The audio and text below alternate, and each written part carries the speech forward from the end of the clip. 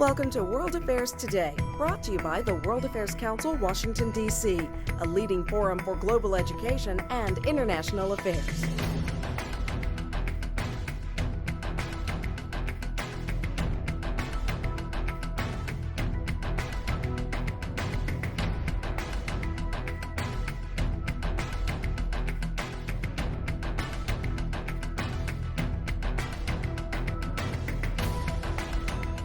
Good evening. My name is Stephanie. I am the International Affairs Director of the World Affairs Council, Washington, D.C.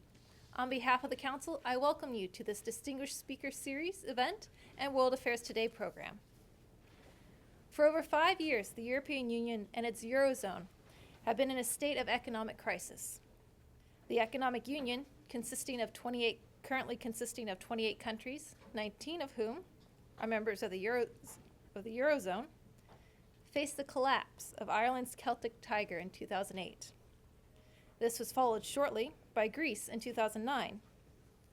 Other members, such as Italy, Spain, and Portugal, showed symptoms of going the way of the Irish and the Greeks.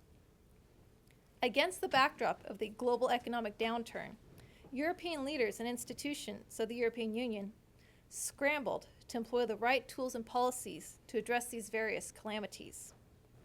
After initial stabilization, the Eurozone once again finds itself facing another economic challenge. The new government in Athens has sought to renegotiate the terms of Greece's original bailout package, which include the country having entered sovereign debt default and passing various austerity measures. This new uncertainty has contributed to the euro hitting a new low against the dollar. What is at stake for the European Union now? What impact will this have on the economic relationship with the United States? Joining us to discuss this important issue is Mr. Michael Maibach. Mr. Maibach is a senior fellow at the Aspen Institute's Manufacturing and Society in the 21st Century program. Prior to joining the Institute, Mr. Maibach was president and CEO of the European American Business Council, also known as the Transatlantic Business Council, for 10 years.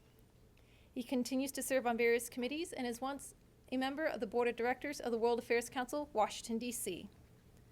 Mr. Maibach has also served at Siebel, Intel, and Caterpillar. Please join me in welcoming Mr. Michael Maibach. Thank you. Thanks, Stephanie. Good job. Appreciate it. The clicker's right here.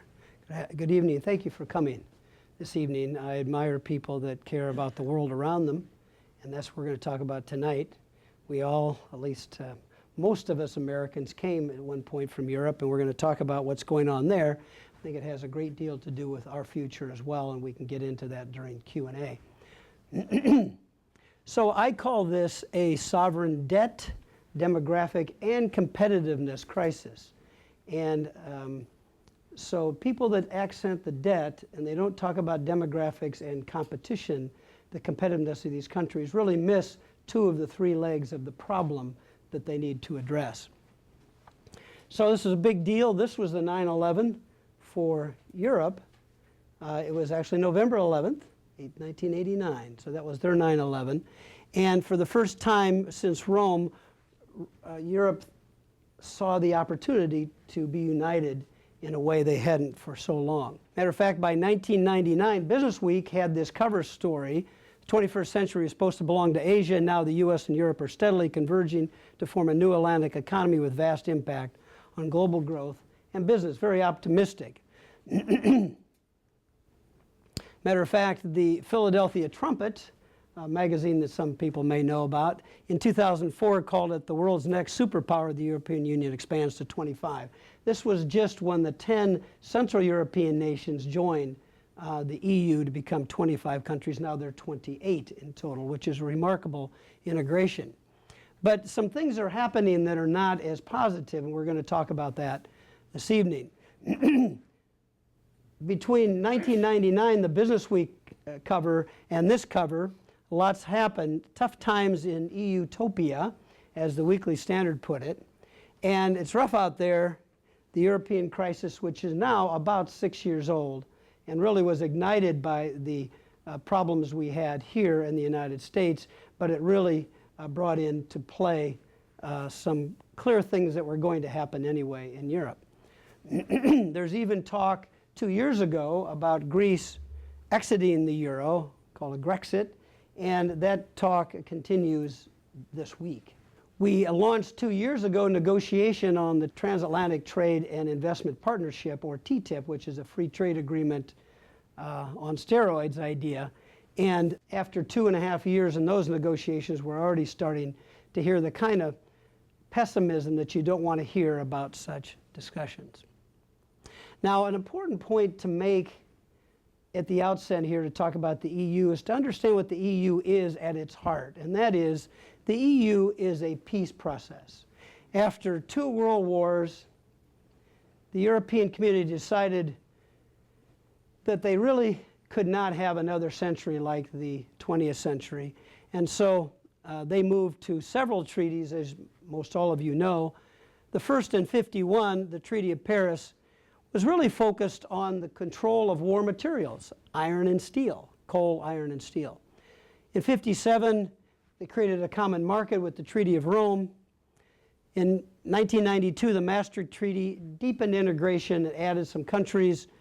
The Eurozone was established in January of 1999. I was in Spain that week and heard some speakers talk about it. It's gone from 11 to now 19 countries. And in 2009, the Lisbon Treaty, which is a new constitution, if you will, for the European Union, expanded Brussels' parliamentary powers and some other things. Now there's a lot more competency in the parliament on trade deals, etc. Now, why do we have a euro at all? The EU is a peace process, and the euro is intended to help unite Europe even more, because that's the whole idea, to have it one country, at least in its mechanisms and institutions, if not de jure. The euro helps restore Europe's global economic power and prestige. You know, in the 18th and 19th century, Europe really ruled the waves around the world in so many ways with the British, but before that, the Spaniards and the Portuguese and the Dutch, etc. The US dollar grants special status and power to the world's reserve currency that we have. We take this for granted, but nobody else has the flexibility we have with our currency. The EU must use dollars for trade when they buy oil, for example, and certain capital requirements. So not having a reserve currency in your country is a challenge for every country but ours. When the US prints dollars, it passes on US-made inflation to other nations. We might get a cold and others might get pneumonia because of that. You can ask Greece about that. The euro seeks to compete with the US to establish a second reserve currency, and it's meant to enhance the single market and deepen integration. So there's a lot of reasons, and good reasons, why they want to have a single currency in Europe. They have some rules. They came up with the Stability and Growth Pact in 1997. As you can see the rules there, a certain percentage of debt and deficit are allowed. Every country must join except Denmark and the UK have an option not to join. All the rest are supposed to do that if they're members of the European Union. January of 1999, the euro was introduced formally, and today there's 19 countries, almost 400 million people, $11 trillion economy, and the world's #2 reserve currency. So a lot of success for its first 10 years or so. And the euro area is in the dark blue here. As you can see, the ones in the green have their own floating currency. Before the euro was established, every government or every country, through their banking system and their bond system, had prices on their bonds. And as most of you know, excuse me, the least expensive your bond, the lower the interest rate. And I say least expensive in terms of risk. So if you're a high-risk country like Greece, your bonds give 24.5% interest on a 10-year bond. This was in 1993. And the very safe Dutch and Germans here, 7%. So the higher the percentage, the more the risk to default, to losing your money. And everybody knows capital is a coward. It runs away from risk and toward safety. So here's safety, and there's risk up there. And as we move to the euro, actually all the bond rates in all 11 countries, and eventually the rest, all hit the same rate down here. of about 8–9%. And then came the Great Recession, and everybody started going back to where they had been before the cover of the euro. So this is a very important point for you to understand. The Greeks were right back up there at 24.5, and the Dutch and Germans right back here, because you can't outlaw the laws of physics nor the laws of economics. They're stubborn things, if you will. And as Warren Buffett has said, only when the tide goes out do you discover who's been swimming naked. And what we found out was a lot of countries were swimming with higher debt than others and were less competitive. And so that's what those numbers are telling us, and that's why the world is so jittery. Will this hold together in the tough times? So Greek debt from 1999 to 2015, we're going to pick on the Greeks because they're in the headlines these days, but this really goes for some other countries as well. But from 1999 to 2015, they've gone from 100% of their debt as a percentage of GDP to 175. That's pretty much junk bonds plus, wherever you go. The average is 85, which is high, but not at 100 or 175%. Even by 2011, which was just 2 years into the crisis, their bonds were at the 26% rate. And by 2011, we started worrying, if you see Italy down here, we started worrying about Italy's economy, not just Greece. Matter of fact, if you look at debt to GDP ratio, Ireland, Portugal, Italy, Greece, all 125% or higher. These are big numbers. These are major problems for an economy, because one of the things you have to ask, if you're Greece, can you ever, it's sort of like when you get out of graduate school, can I ever get out of debt, right, with my college loans? They have a big-time college loans, and, if you will. Plus, we have flat GDP growth in the Eurozone. We have signs of deflation. You know, one of the things you want to do is inflate if you have debt. This is why we had the Cross of Gold speech in the 1890s in this country, because people wanted to go to the gold standard, and the farmers and others had high debt, did not want to. And that was why the movie Wizard of Oz was actually made. That gold is all about the gold crisis in the 1890s American history. So if you have deflation and you have debt, you have even bigger problems than inflation. And you have, this is very important, the demographic drops that are going on in Europe. A lot more people retiring and living to 80 and 90, a lot fewer people having children, means you have a lot of people in the wagon, fewer people pulling the wagon. Has the euro become a straitjacket? Now, how did the euro help Greece and some of these other countries get in so much trouble? There's three reasons, I think. Number one is, we're all Germans now. In other words, if overnight the Greek drachma becomes the same currency they're using in Germany, you kind of feel like you've had a windfall.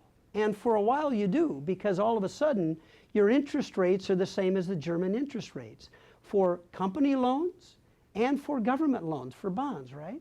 All of a sudden you've gone from 25 to 7 or 8 or 9% interest rates, and you think you've hit the jackpot. Number two, we're all richer because we can buy stuff made in places like Germany and the Netherlands because we're all trading in euro. We're all using the same interest rates. And so I can buy that Mercedes that was way out of reach before because I've been being paid in drachma. And so we're all richer. And by the way, we've been adopted. There's been sort of a dependency mindset because, you know, the rich North is not going to let the poor South fail because we're all in this together, right? We're all members of the Eurogroup, and because the EU is a peace process and we're all in the EU, you don't want us to break into pieces again, and then you know what happens. We have war in Europe. So this is metaphysical, right? So after all, we're all in this peace process together.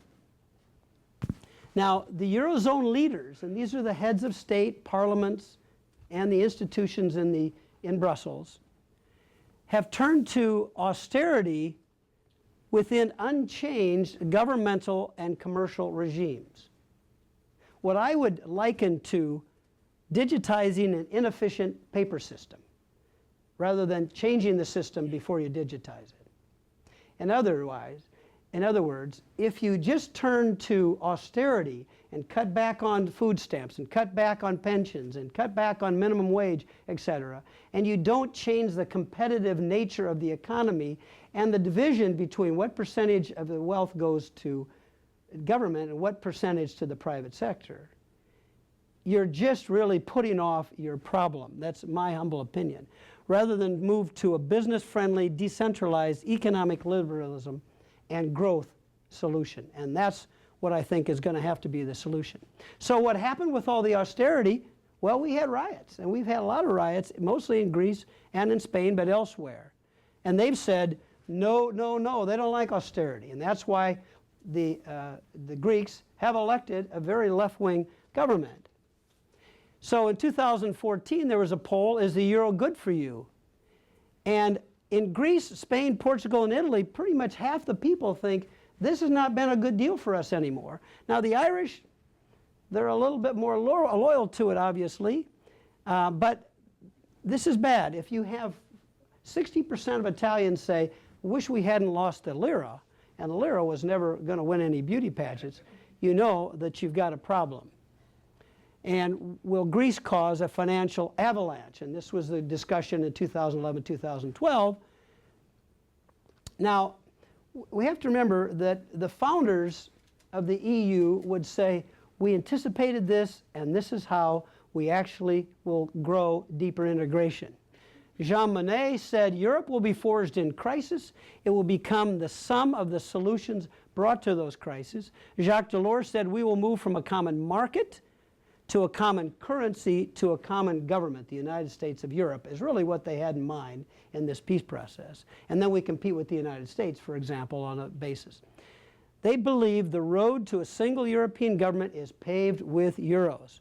Indeed, the stark choice for some Eurozone nations have become today either leave the euro and experience major economic dislocations because your debt will stay in euros and your currency will become whatever it was before, or surrender parliamentary budget powers to Brussels, which is going on now.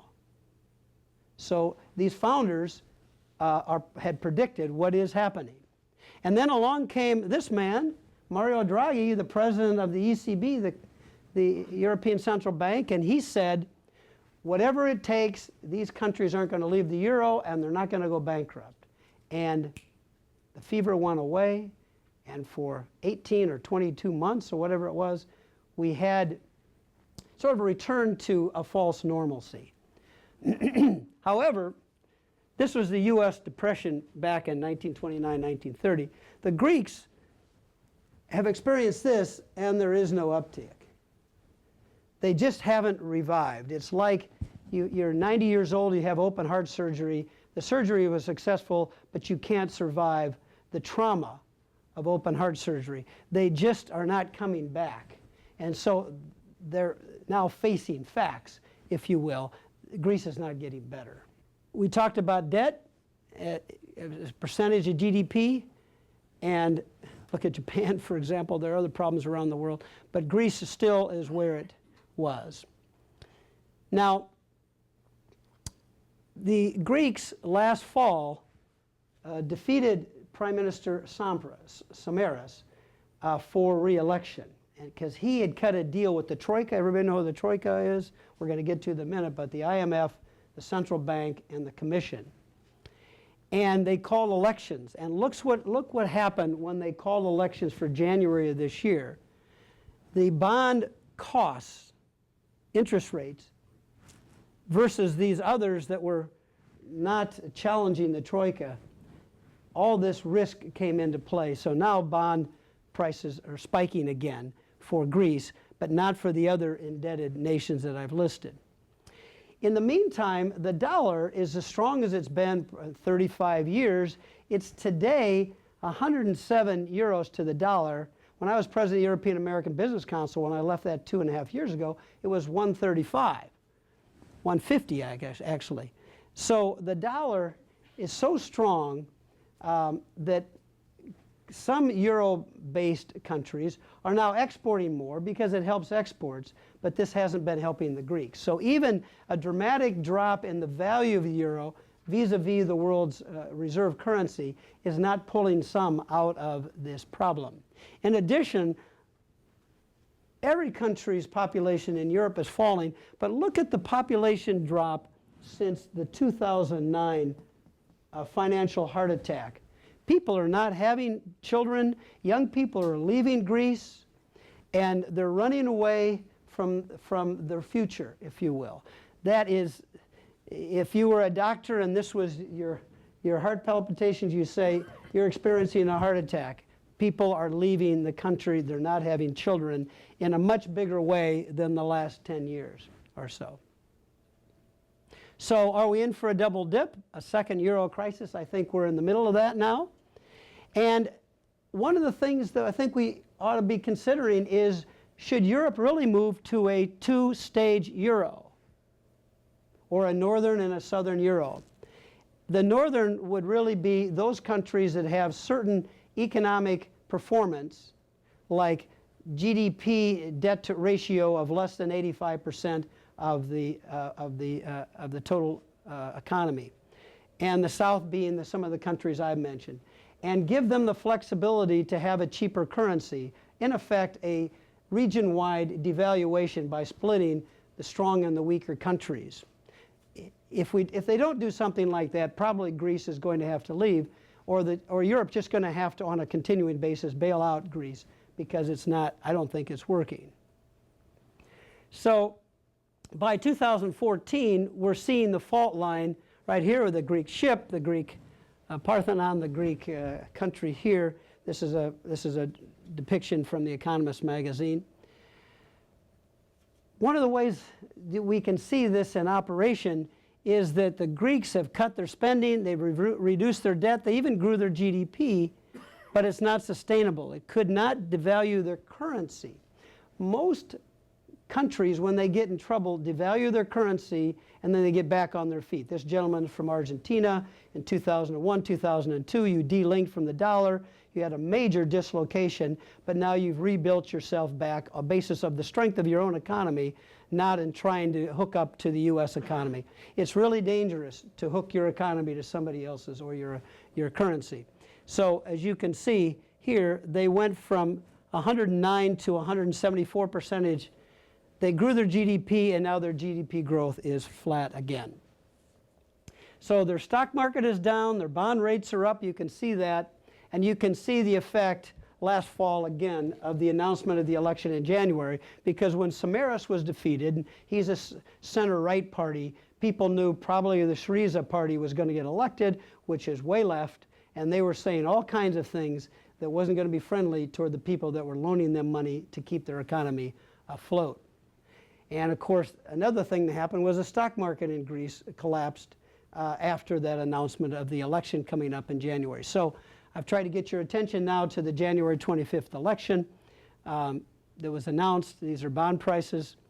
The Syriza party did win 2 seats shy of having a full majority. So they have a coalition with the independent Greeks, which is the far right party. But what they have in common is they don't like outsiders making Greece a victim in their eyes. All right? The left and right agree that Greece is actually the victim rather than the problem. And of course, we can talk about that. So we have these cartoons. Here's Mrs. Lagarde at the IMF demanding certain action. Here's the Greek finance minister, who's a former economics professor, a very left-wing fellow, Yanis Varoufakis. And excuse my pronunciation of that name, Varoufakis. If you can do better, let me know. And although he's a very serious man, there's nothing funny about this fellow. And so he has been early days in the first 4 weeks of their government victim or demonizing, and during the campaign, the Troika, which they've renamed now the institutions rather than the Troika, because that's become too hot of a word to say in Europe. So when the Syriza party was campaigning to win the election they won, this is what they promised. This was their solution. end the austerity demands of the Troika, enhance pensions, so the pension system is broke, but we're going to give you even more money, increase minimum wage by 45%, everybody gets a raise by fiat, free state enterprise privatizations, because one of the things the government was doing was selling airports and ports and things. They're selling public assets to get cash, to enhance collective bargaining. They wanted workers to be even more empowered, to be radicalized, I guess you would say, by some, and more food stamps, and free electricity for the poor, so you can, another free thing, compensate the military. Their pay had been frozen since 2010. They wanted to compensate them for 4 years of back pay and to raise their pay. That's a pretty expensive thing. And they wanted an international conference to forgive the Greek debt, just like an international conference forgave German debt after the Second World War. And the Greeks, by the way, voted yes in that conference to do that. And here is the Greek Trojan horse, and here's the Spaniards with their left-wing party saying the same sort of things against austerity because they want to defeat President Roja in the next election. So what kind of damage happened? Well, the Syriza party won, but they did a lot, they broke a lot of China, if you will. They bashed the austerity measures, and they raised popular hopes that they wouldn't have to put up with those austerity measures anymore. But of course, you're going to see what's really going to happen. They bashed Samaras' deal, which they now have to accept if they're going to get the cash to keep going. They accused the Germans of acting like Nazis with that word being used. You see, we're not the colony of Merkel, etc. This is one of the more tame signs. And now the Germans, of course, have a big say in what's going to happen in Greece.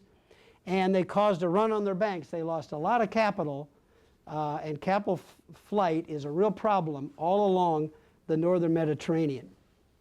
This is what he's offering. This is the Prime Minister, Tsipras. This is what he's offering now for a solution. 40% of the people on their Social Security system, called the pension system, enter before retirement age. 40%. It's just corrupt. You know, well, I know you're only 58, it's supposed to be 60, but you know, you're a cousin of my boss or whatever. And so they've agreed to start enforcing their pension rules. They've agreed to continue to privatize state enterprises. They don't want to, but they've agreed to that. There's a lot of corruption in the tax system, and they've agreed to stop the exemptions, to start collecting more. It's anticipated that 30 and 40% of taxes are not collected in Greece because of all the paybacks and corruption and people cooking books, etc. Matter of fact, the Greeks changed their books to get into the euro. I don't know if you know that, but they didn't live up to the 1997 rules. They changed it, and they had to admit that 3 years ago, that they actually cooked their own books to get into the Eurozone, but that's another topic. They were going to freeze the minimum wage. Remember, it was going to be a 45% increase.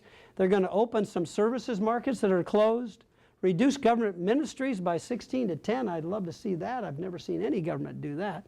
Weaken collective bargaining rights, regulate and tax internet gambling. Apparently there's a lot of that going on because they're estimating some $60 million a year in revenue from taxing gambling. I don't know anything about that. But the left-wing parties and the right-wing parties all were against all of those things that they're now, they say they're going to agree to. Now let's get on to what's going on in the Eurozone here. Is this crisis going to spur a more competitive Europe, or is this a moment when Europe cracked? Here's poor Mrs. Merkel. One of the central problems of a currency union like this is you have one currency, but you have 19 parliaments. So it's like one car and you have 19 drivers. It's really difficult because you have only one central bank, but you have everybody at different policies and debt levels and speeds and etc. So you have a loss of fiscal accountability because it's not your currency that gets valued or increased in value or devalued. Number two, you have a loss of currency discipline because you don't have a currency. It's the group's currency. And you can't depreciate when you get in trouble. When you're not competitive, your stock, called currency, depreciates, and therefore your exports are more competitive and you have a breather. So let's look at unemployment. These are unemployment rates as of December in Greece, Spain, Portugal, and Italy. And here's Germany, 5%. 27% versus 5%.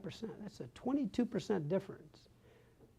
It's not just a different region. This is different planets of unemployment. And this is youth unemployment. The Germans have 7% youth unemployment. Spanish have over 50%, so do the Greeks. These are people under 30. So your future, number one, they don't think the pension's going to be there when they get there. Number two, they can't even contribute to the pension now because everybody's frozen in their jobs. Nobody's getting laid off or fired. There's no new jobs being created. So the young people are waiting in line for people actually to take the early illegal retirement, if you will. So this is a real problem to have this kind of disconnect in the same, it's not 2%, you're talking about 30, 40% differences here.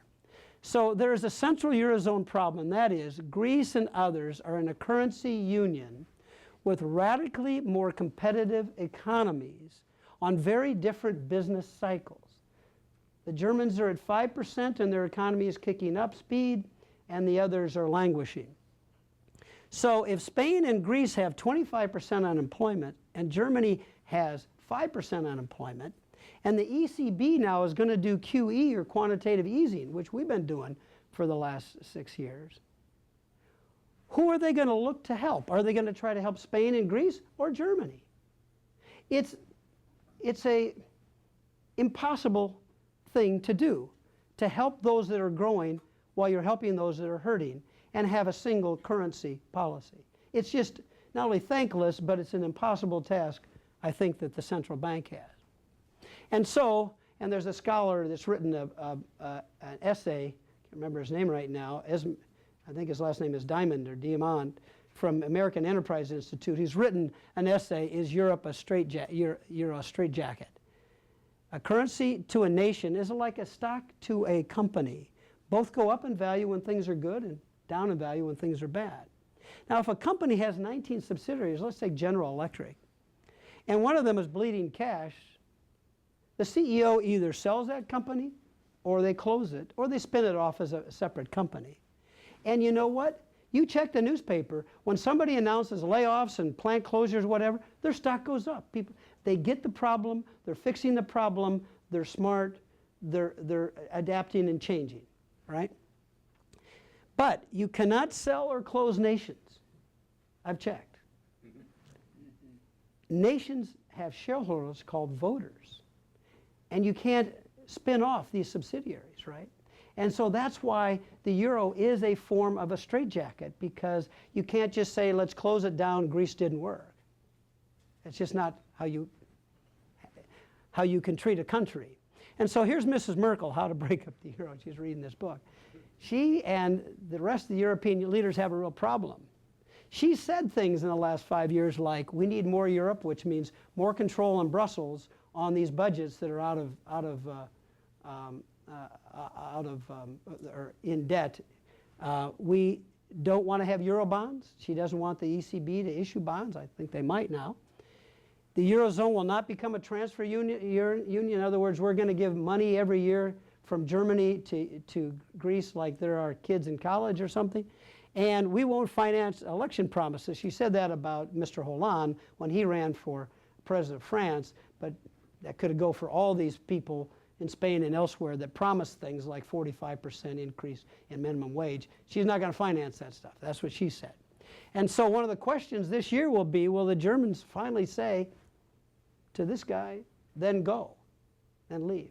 But it's a pretty tough decision, because if Greece goes, what happens to Spain, Italy, Portugal, Ireland, even France? Because the central concern is really not Greece or Greece default or Greece collapsing.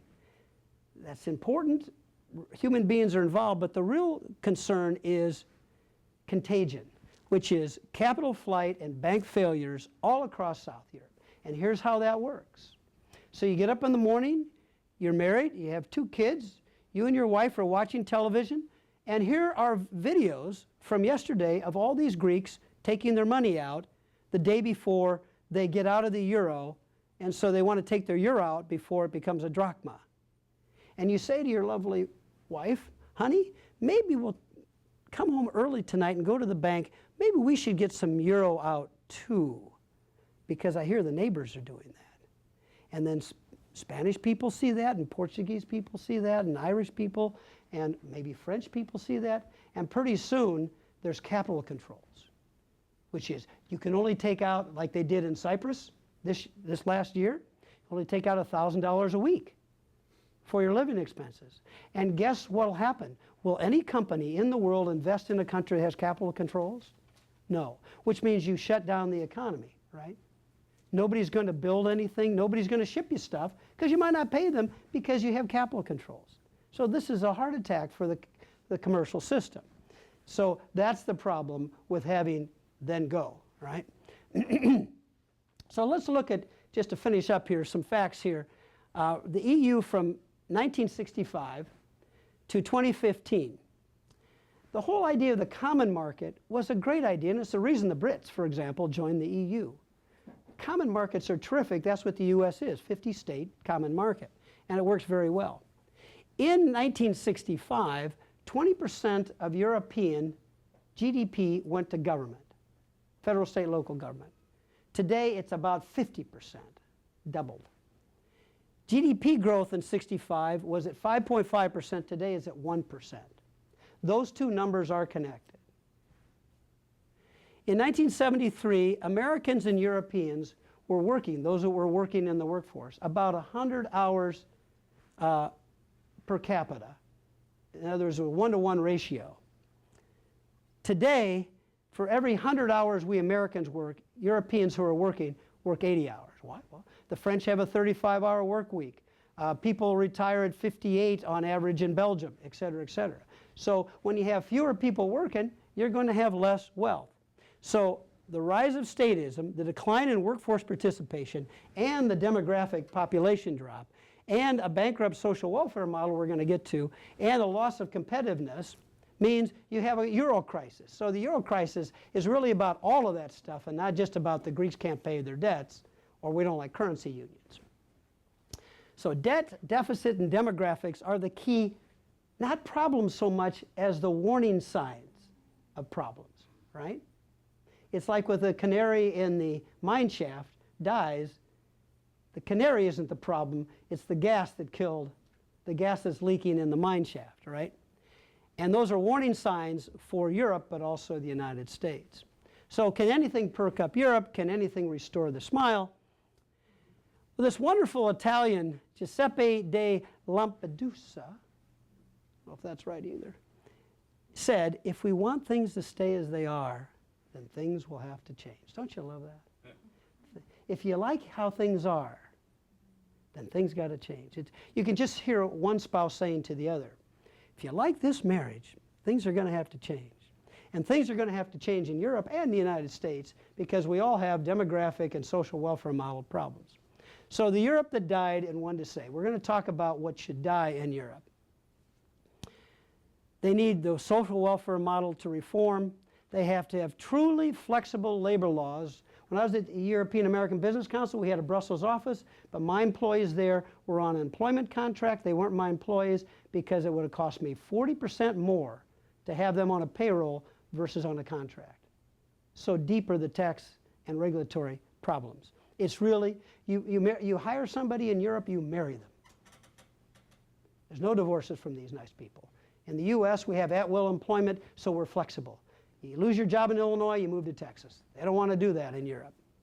Phase out the cap. Half of the budget, half of the revenues for the EU come from the Common Agricultural Policy, protection of agriculture. The world has to go to a free trade agricultural system. The US has to do that as well. Complete the true single market. There's a lot of protectionism still inside Europe, and a digital single market, and there's none of that hardly at all in Europe. And consider this dual euro as a step toward a more competitive Southern Europe because it'll have a cheaper currency, and just like Argentina had to learn to compete at a different level, they'll have to as well. And then complete the banking union, or two banking unions if you have 2 euros. Now, this is Otto von Bismarck, and he was a conservative uniter of the German Republic, right? But in the 1890s, during the beginning of all the agitation about people, everybody was going from the farm to the factory in the machine age. There was all kinds of people who had problems. You know, they were injured at work, they retired, and they were destitute. In other words, when you lose the dependency of the farm, you have to have the dependency of the government, if you will. And so he came up, this one man, came up with the idea of unemployment insurance. This is 1896, 1894, 1896. Medical insurance, so government health care, and old age pensions. He is the inventor of the modern welfare system that we use today. Now, that was 120 years ago. Tell me, what device, what technology, what clothing do you wear that's the same as 120 years ago? You don't. It improved public morale, it reduced attraction to socialism, it reduced attraction to America, because all these people were leaving to go to America. But it has been bankrupting the West for one main reason. From 1800 to 1900, the population of Europe doubled approximately from 200 to 400 million people because of the Industrial Revolution and the wealth creation. It was because of the Industrial Revolution, read Adam Smith, and specialization and free markets and all that. And Europe could afford this fancy system because so many people are having so many kids. But if they don't get the demographics, if your population pyramid doesn't look like this, if it looks like this, you can't afford Mr. Bismarck anymore. And Europe needs to face up to that. Now, I spent the last 10 years in Europe a lot, and I really didn't see a lot of my friends in Europe wanting to face this problem. But there's no country in Europe replacing themselves. The average birth rate in Europe is 1.5%. Italy is 1.3. It's the lowest in recorded human history. This is civilized suicide. A civilization willing not to continue at some point. In the US, we're about 2.1. We're sort of on the bubble. Now look at Egypt. Look at Nigeria. 180 million people. It's the largest country in Africa and booming, right? One of the things that social welfare model has done because of the demographic pyramid is now half of the country, private economy, is paying for, in effect, the transfer of the wealth of the other half, 50-50. This is the kind of portfolio you have when you're 57 years old, half stocks and half bonds. But it's not the portfolio of a young person. And any country that has a future has to be a young portfolio. We also have all kinds of taxation and regulation in the US as well as Europe that is just confiscatory. You know, the US tax code in 15 years ago was 45,000 pages. Today it's 75,000 pages. And Brussels is all about that as well. We have top-down, machine-age, mainframe government, and it is failing. Now, the mainframe is what the computer industry used to be, but everything now is distributed computing. All of you have a device in your pocket. I spent 18 years with Intel. I worked for the inventor of the integrated circuit, Robert Noyce. All of you have a device that is 10,000 times as powerful as the computer that went to the moon in 1969. I mean, you have a mainframe computer in your pocket, but our government's still operating as if we don't have distributed computing or distributed government, if you will. It's just an old system. It's Bismarck, if you will. We have to move to it's supposed to be 21st century federalism, outsourcing, and have price signals. I go to the doctor, I don't know what anything costs. And I mean my flu shot, anything. Nobody knows what anything costs. When you don't know what things cost, they cost a lot, I promise. So this is Mr. Timmermans. He's the number 2 guy in the commission. He's been given the job by the president of the commission to shape up all the regulatory problems that they're having in Europe. And I would just suggest on his menu is work more years, phase in retirement. We can't go from age, working like crazy until 62 and then I'm at the golf course. That just isn't going to work. If any of you have children this next year, they will live 100 years. Your grandchild, if you have one, I bet you do, is going to live 100 years. This 62, 65 retirement, what are they going to do for 30 years? Their kids are not going to support them. That's not going to happen. We have to have lifelong contributing, also lifelong learning. None of this 23 years old and I'll never go to school again. That's just not going to happen. We got to have lifelong learning. You have to keep your skills up.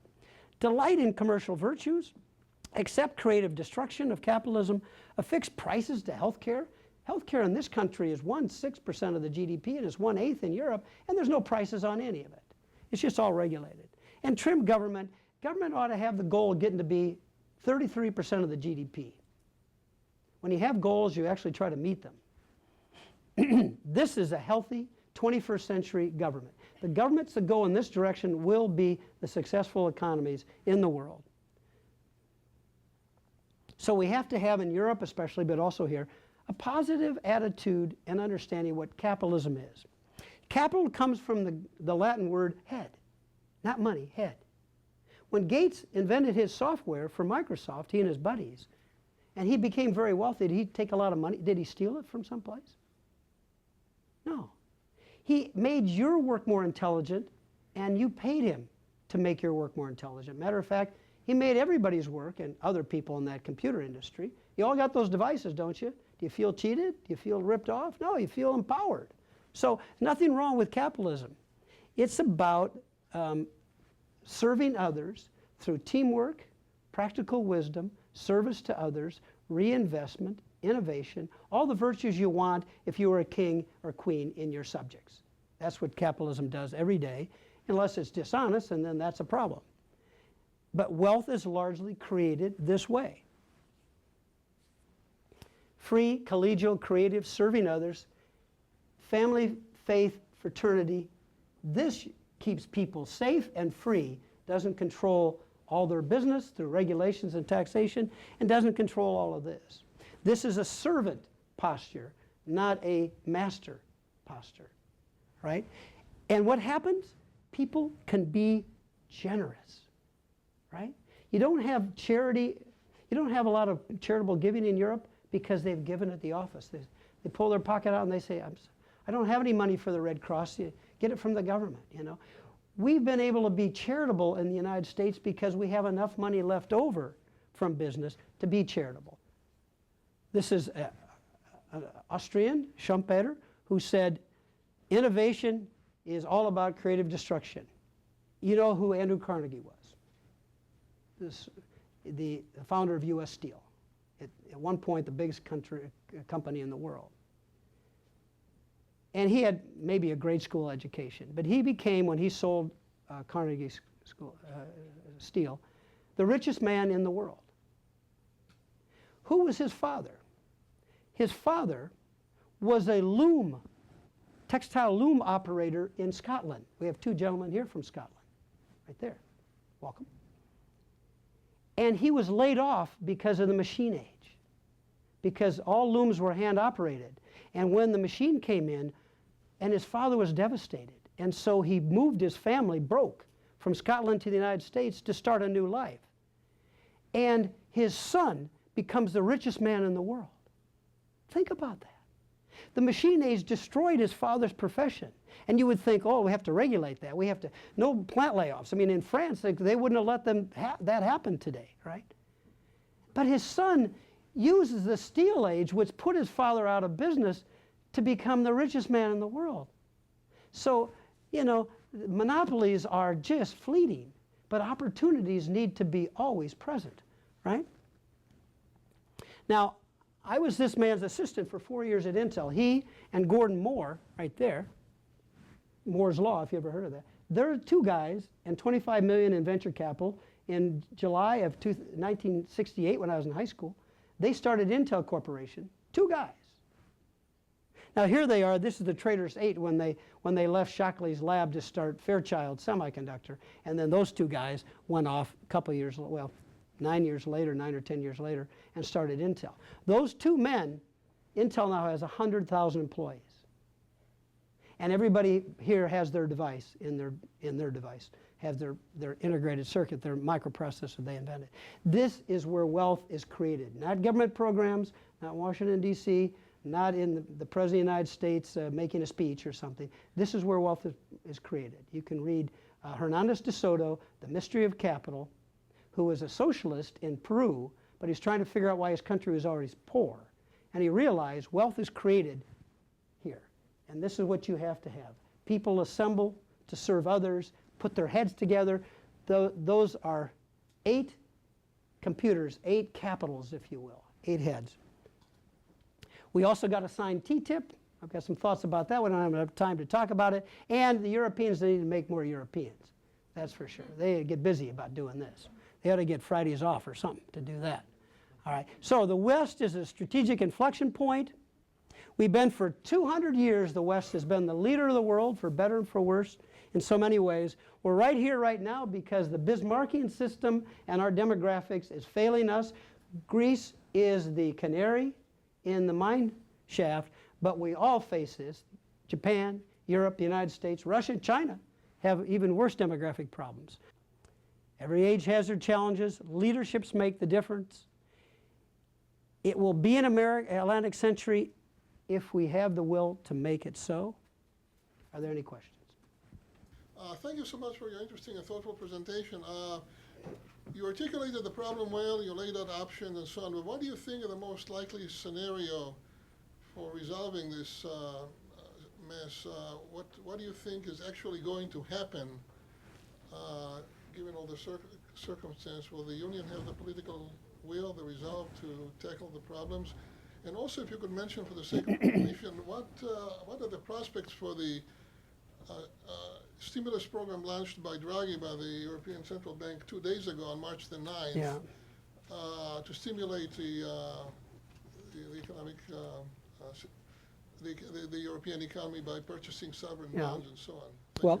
Thank you. On the Draghi thing, at least it will be an anti-austerity measure, right? Because it is going to put cheap money out, like our Fed has been doing, and they're just starting to unwind that now.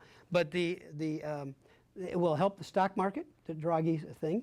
It will therefore make loans cheaper, and there'll be some more investment and more capital movement. And I think the idea is to get the patient out of bed and up and running again through the QE.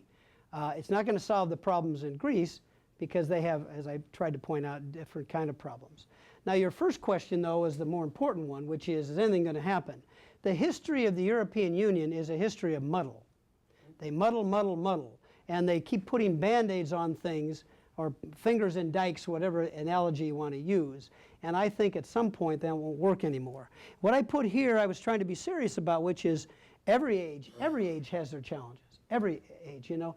That's why we're here, to solve problems. Right, which is the good stuff in life, you know. But leadership makes a difference.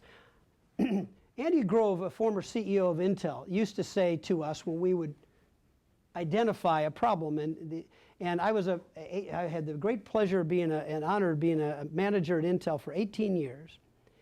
And you were taught, as a manager of Intel, job number one is identify the problem and speak honestly about it. And I don't care who is uncomfortable in the room, right? Speak honestly about it. People respect that. And that's the only way to solve. What Grove used to say is there's 3 steps to problem solving. Number 1 is talk. Number 2 is even more talk and a little bit of action. And number 3 is action. And to get to action about this social welfare model, because that's the demographics. Hey, folks, have more kids, and you're going to work longer, and you're going to take more from the state, so you're going to have to be more resourceful and self-responsible. There's none of this free electricity and Greece stuff. Okay, that's not going to work. They can't afford it. You have to have leaders who actually give a talk like this, right? And I'm not saying this is I'm just a humble guy who used to be in industry, but you have to have leaders to stand up before voters. You saw what Chiapas promised. You know, free lunch, free lunch, free lunch, free lunch, and now he's got to eat. He's got to pay for all those free lunches, right? He promised, 45% increase. That's not a leader. That's a demagogue, right? That's a little demagogue. And no disrespect to him personally, but that kind of behavior is demagogic, right? And what you need is leaders who stand up and say, we have a problem. Here's what it looks like. You see, when voters know that somebody's being honest, and they know in their gut there is a problem, but when a leader can describe the problem, you're almost going to vote for them simply because they know that there's a problem and they understand it. Once you understand the physics of a problem, you can figure out the physics of the solution, right? If there's a fire, I immediately say, there's 3 different doorways. And we got to take that one because it's the closest, right? At least I figured out where the doors are. But if I say, look, it's getting a little warm in here, but don't worry about the fire. It's just over in the corner there. You got to have leaders that said, that's the exit. And here's how we have to go. And the future is going to be better than this room on fire. And here's how, but it's going to cost, right? The best teachers you ever had in school were your hardest teachers. And the best leaders, like Winston Churchill, are the ones that give the hardest message. And when you get through it with them, you're proud that you were involved. And we have to have leaders that inspire people so much that they'll be proud of the pain they're going to have to go through for the next generation, who right now we're living bankrupt, including this country. 18 trillion in debt is not a gift to our children and grandchildren. It is something to be ashamed of. Yes, sir. Why is there complete silence on the youth unemployment problem, where the people in their 20s and 30s are either unemployed or underemployed, and don't have the same job security or pay that their parents did at the same age, et cetera, and short-term consequences, long-term consequences, and why would it be good to have more children if the economies can't even employ the ones who exist right now? Thank you. I need another slide, which is, if the future is this bleak, why have children? Right. Thank you very much. Yeah. So they're only going to have children if, number one, we don't tax them so much that they... I was in Italy a couple years ago on a business trip, and I met a young couple. I think it was in the hotel lobby or something, and they're probably 25, and they had gotten married 6 months earlier, and I was just chatting with them, waiting for my colleague to come down. And I said, do you have any children? And they said, we'd love to have children, but we've decided not to. I said, why is that? This is Italy. This is a Catholic country. This is a romantic country. And everything is beautiful, and the language is the prettiest language in the world. What is the problem here? And they said, we can't afford it. Jobs don't pay what they used to, and the government gets so big of a piece of our paycheck. We can't afford children. We can't afford children. So, you want to have more children? Government needs to take 33% of the GDP, not 50%. And you got to tell people that. And you got to tell people the pension system is going to survive, but everybody's going to have a different experience on the pension system. And people that have a net worth of 10 million or more, you're not going to get any pension. I'm sorry, but God bless you. You'll figure it out, etc. There's got to be means testing, all kinds of things. But we have to give people a roadmap to something better, rather than the Syriza party, the Syriza party that just says free electricity, more food stamps, and a higher minimum wage. That's their solution. And they got a lot of kids to vote for them because at least they had a plan, and at least I could feel like I'm a victim of somebody in Germany rather than a victim of my own darn society.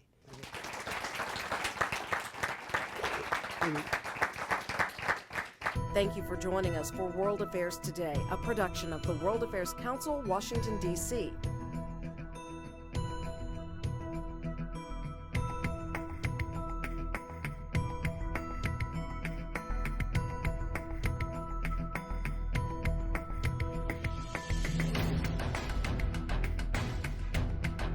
Stay connected with us at www.worldaffairstoday.org.